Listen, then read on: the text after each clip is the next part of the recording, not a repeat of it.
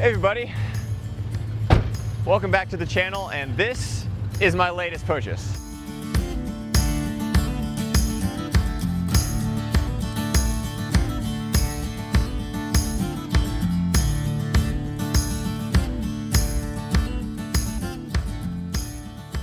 So this right here is a 1966 Mercury Montclair 4-door hardtop.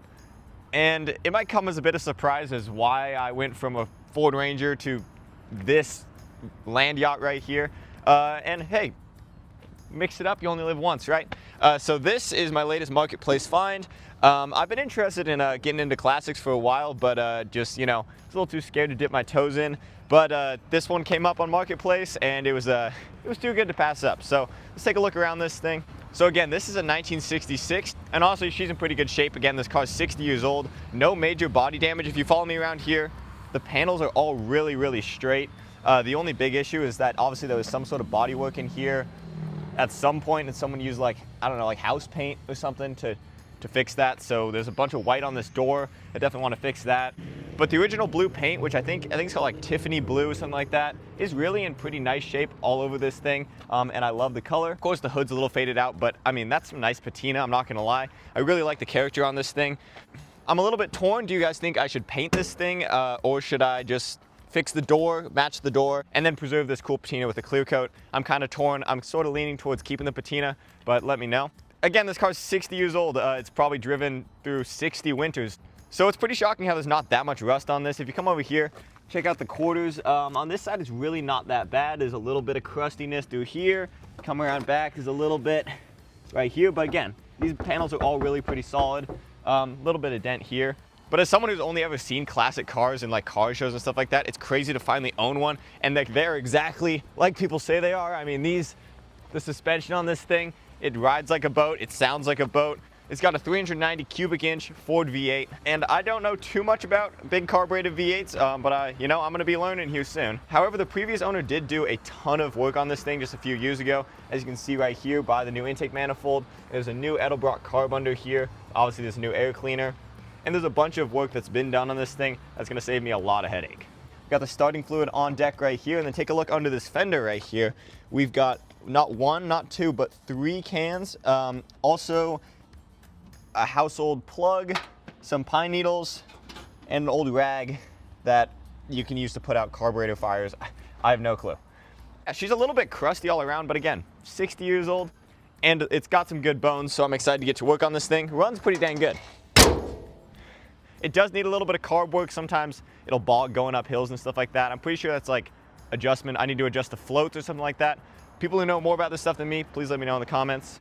Another big issue on this thing, it's got these beautiful quad headlights here, which unfortunately do not work at all. Turn signals, brake lights, and all that stuff work, but headlights, they're a no-go, so we gotta work on that.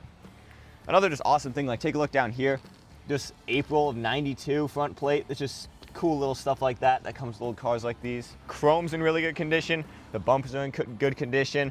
The turn signal's a little messed up here, but the parts on these things are just impossible to find, so I mean, that's fine. Taking a look at the wheel and tire setup, it's got some vintage like rally style wheels, missing a couple lug nuts, missing a lug nut here and 2 more over there, so gonna have to take care of that here pretty soon.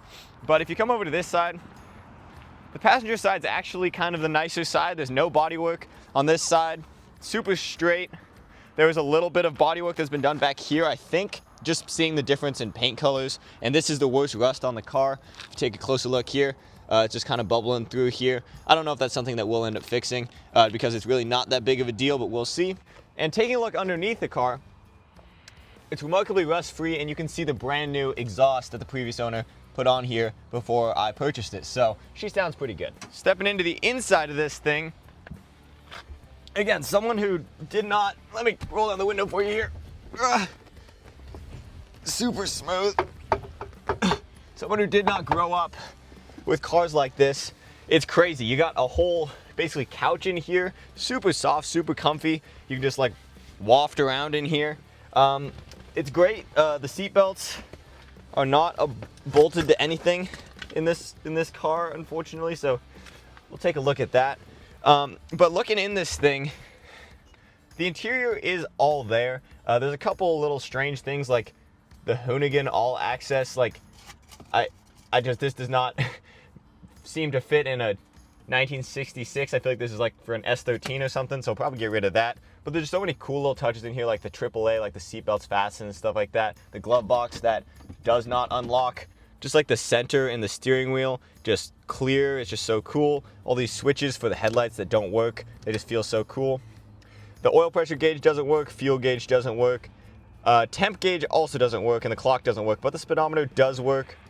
It's showing 98,000 miles. Again, it's a 5-digit odometer. Whether or not that's rolled over, I don't know. The previous owner assures me that it hasn't, and I could believe him. Checking the pedals, the wear on them shows probably, I don't know, 98,000 miles, but it's hard for me to believe that in 60 years this thing was only ever driven that far. Could be 198,000, could be 298,000, who knows. All around, it's in pretty good condition. There's a little bit of wear right here, but it's really, you know, basic stuff that can be cleaned up a little bit. She's just a little bit old, dry, and cracking. But the carpet's in nice condition. This is a new carpet that I think the guy threw in here. The biggest issue though, if you look up and over here, is just mold. It might be hard to see, but all across here, there's just white mold everywhere. There's black mold all on the headliner.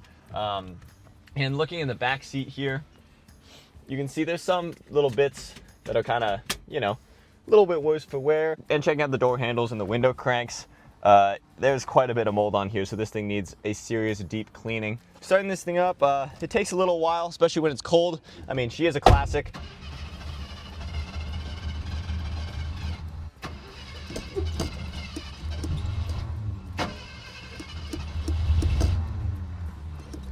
Nope.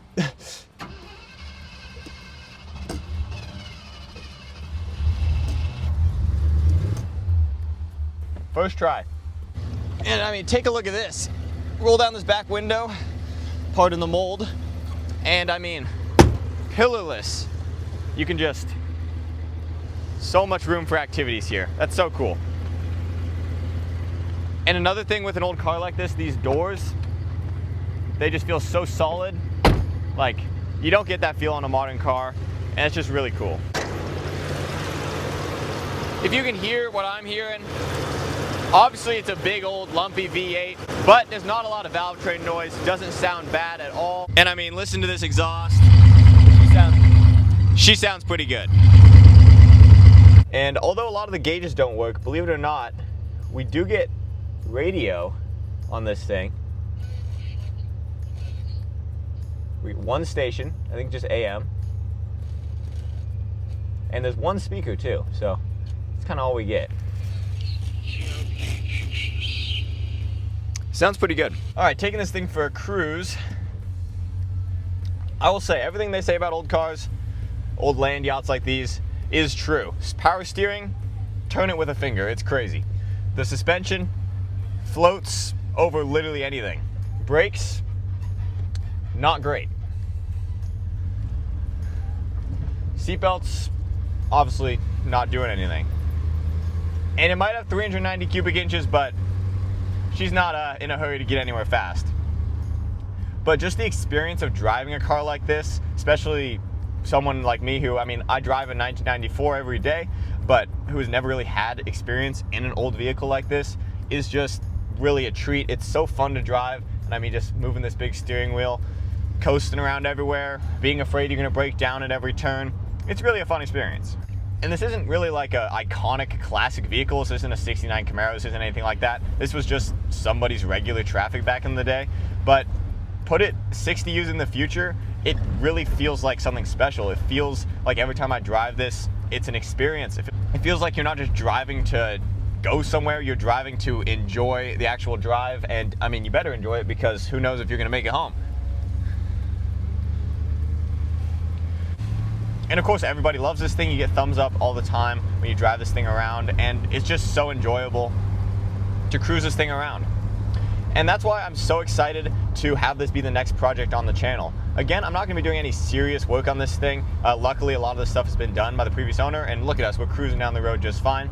I am gonna tune the carb a little. It has had a couple problems, just stalling out under load, and also going up hills, not his favorite thing.